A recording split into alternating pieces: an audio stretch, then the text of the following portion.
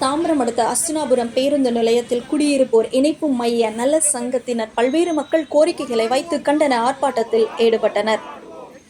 தாம்பரம் அடுத்த அஸ்தினாபுரம் பேருந்து நிலையத்தில் தாம்பரம், பல்லாவரம் குடியிருப்போர் இணைப்பு மையத்தின் சார்பாக செயலாளர் முருகையன் தலைமையில் தாம்பரம் மாநகராட்சி, மின்சாரத்துறை ஆகியவற்றை கண்டித்து கண்டன ஆர்ப்பாட்டத்தை குடியிருப்போர் நல சங்க நிர்வாகிகள் செய்தனர்.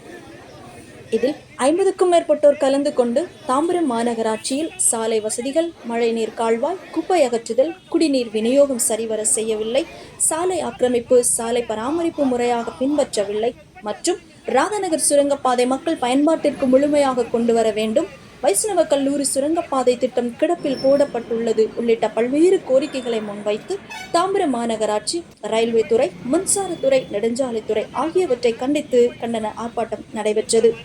அதில் மக்கள் பிரச்சனைகளையும் உடனடியாக செய்து தர வேண்டும் என கோரிக்கைகளை முன்வைத்து கண்டன கோஷங்களை எழுப்பினர்.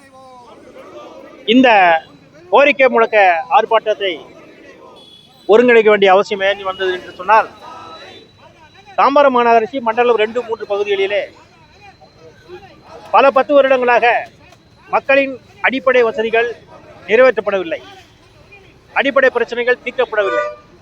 அதற்கு நலச்சங்கங்களை இணைப்பு மையம் சேர்ந்து பல்வேறு முயற்சிகள் எடுத்த பிறகும் போதிய முன்னேற்றம் இல்லாத காரணத்தினாலே இது போன்ற பல்வேறு கட்ட நடவடிக்கைகளை நாம் நேரடி நடவடிக்கைகள் எடுக்க வேண்டிய சூழ்நிலைக்கு நாம் தள்ளப்பட்டோம். இதற்கு நடவடிக்கை எடுக்காத நிர்வாகமும் நமக்கு முழு ஒத்துழைப்பு வழங்காத தேர்ந்தெடுக்கப்பட்ட உறுப்பினர்களும் தான் காரணம். இணைப்பு மையமோ நலச்சங்கமோ காரணம் இல்லை.